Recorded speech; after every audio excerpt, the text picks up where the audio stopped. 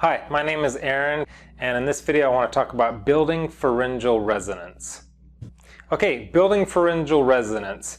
At the end of this video I want to give you my best technique for building pharyngeal resonance, best kind of exercise and technique to be able to begin to build that and get into that. But let's just talk a little bit about what it is and what the pharynx, where all that kind of comes from, and having the knowledge will help you to be able to work the exercise and to really get the most benefit out of it.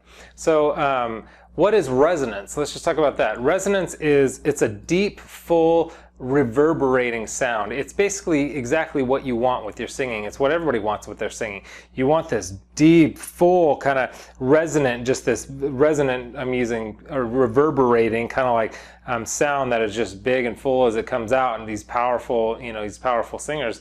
That's what you want. You want this real resonant, reverberating type of sound. Now, there's a myth that volume brings resonance, or that you have to have a lot of volume and push a lot of air through your vocal cords in order to get a big sound and a full resonant sound, but that's actually not true. In fact, too much volume will just make the air blow through your vocal cords and flip into falsetto, and that's how you crack, and all those cracks and breaks, especially in your higher range. Now, adding some weight to a good technique type of sound is good, and that'll allow you a bigger sound. But resonance, the thing about resonance is that it reverberates and bounces off your resonators in such a way that it just comes out big and full without you having to force it out or try and make all this volume come out. So that's why that's what's so important about the pharyngeal resonance, because your two primary resonators, you have your chest and your head. So you have those are your two registers, so your chest register, your head register, but they're also your two primary resonators as well. But the third resonator is your pharynx. Your pharynx that's where pharyngeal comes from. You may already know that.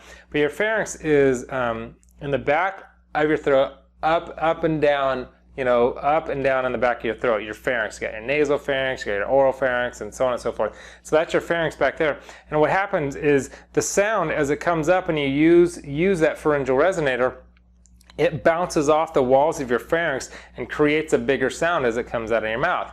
Now, you don't want to just sing with just that pharyngeal sound. You want a good blend of your chest voice, your head voice, and your pharynx to get one big one big sound, one big mixed sound. And the pharynx itself is one of the primary ways to establish a good mixed voice, a good full blended voice. So I want to give you the technique to help you get to that pharynx, that pharyngeal kind of sound, and where it is and how you can use it.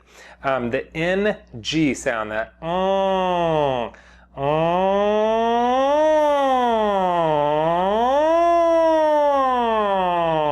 so that kind of brassy, it's kind of a little bit of an annoying, whiny, kind of brassy kind of sound. You're obviously not going to sing like that. In fact, you literally cannot sing like that because the NG consonant makes all the sound come out of your nose. But that sound is what you can add into your chest voice and your head voice to get a good pharyngeal resonance and get a good sound coming out of your mouth. The nose, the sound coming out of your nose, and that brassy sound, it's obviously not the only sound that you want, but there's an old Italian adage, and some of the greatest singers were like Italian opera singers and all that. And there's an old Italian adage that says, "Don't sing through your nose, but put some nose in your singing." Okay, so you want to add some nose, add a little bit of your nasal resonator and that kind of resonator for your pharyngeal and nasal resonators into the sound of your singing without sounding nasally. Nobody wants to hear a nasally sounding singer. You just don't. But you want to add a little bit in there. So the blend of your head and chest,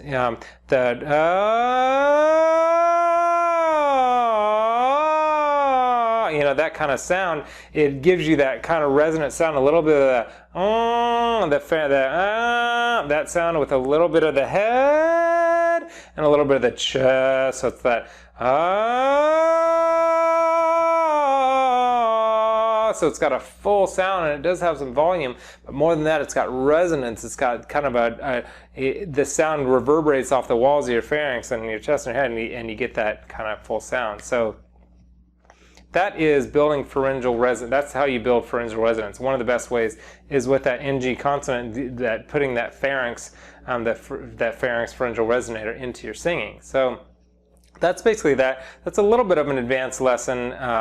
If you're just a beginner, if you are a beginner, or even if you're an advanced singer, I just want to encourage you to continue to pursue your dreams, because you can become a singer. And that's one of the things that I say over and over, is because I want people to know that singing is not just either you're born with it or you're not born with it. No, you can learn to sing. Learning to sing is something that is learned. You can actually learn the techniques and the exercises. So I encourage you to continue on. I do have a program, an 8-week systematic step-by-step program that will take you through all that you need to know for both beginner and intermediate and even expert singers. There's tons of exercises and techniques that will help you get to the next level, the next few levels in your singing. You can find that at the link below.